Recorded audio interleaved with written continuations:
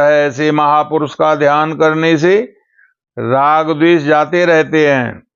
इसके सिवा किसी की निंदा स्तुति न करने की प्रतिज्ञा करने से भी इन दोषों की निवृत्ति हो जाती है।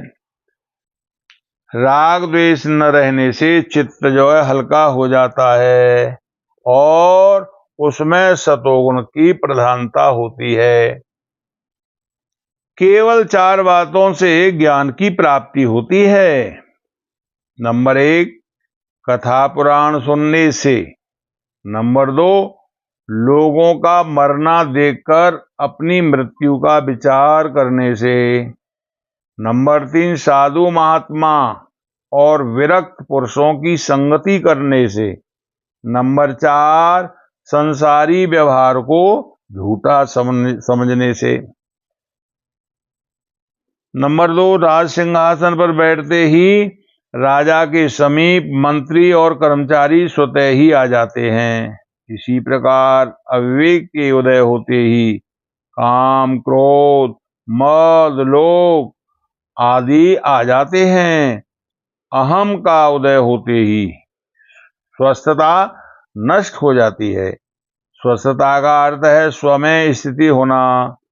स्वमें तुम तभी स्थिर रह सकोगे जब तुम अपने अहम को अलग कर दोगे। तुम सन्यासी बनो, त्यागी बनो, किंतु बिना अभ्यास के आगे नहीं बढ़ सकते।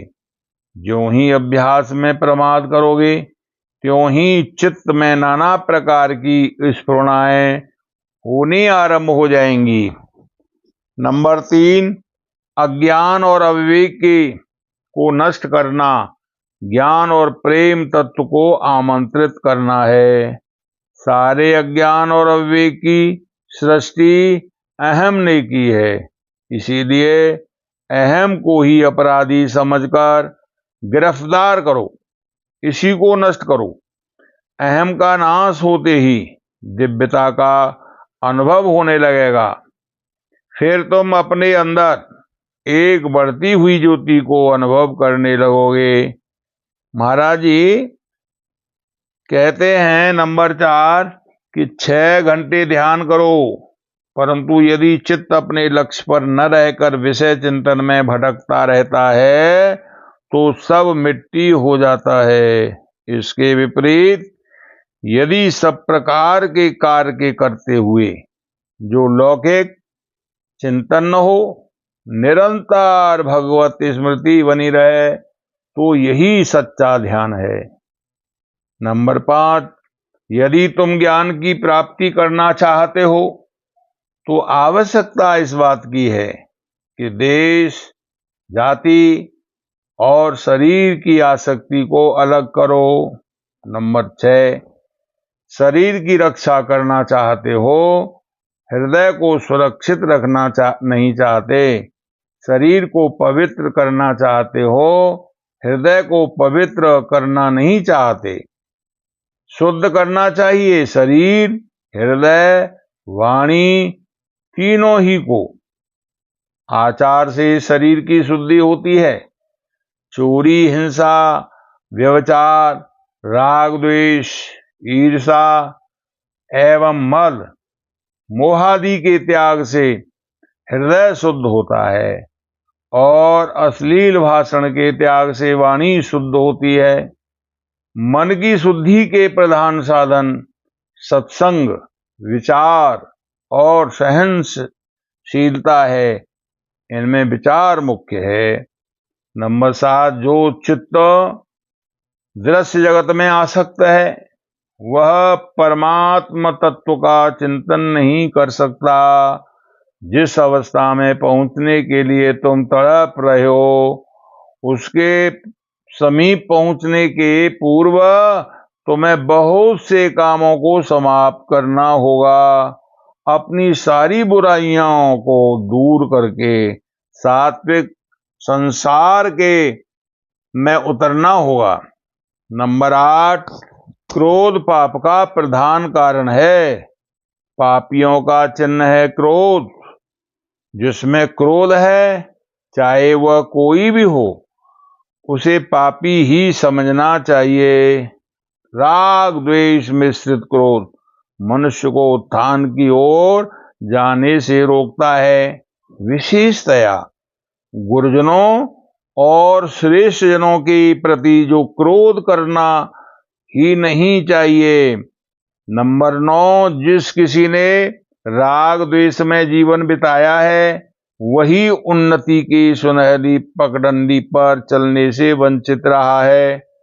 आवश्यकता है उद्दंड मन पर शासन करने की।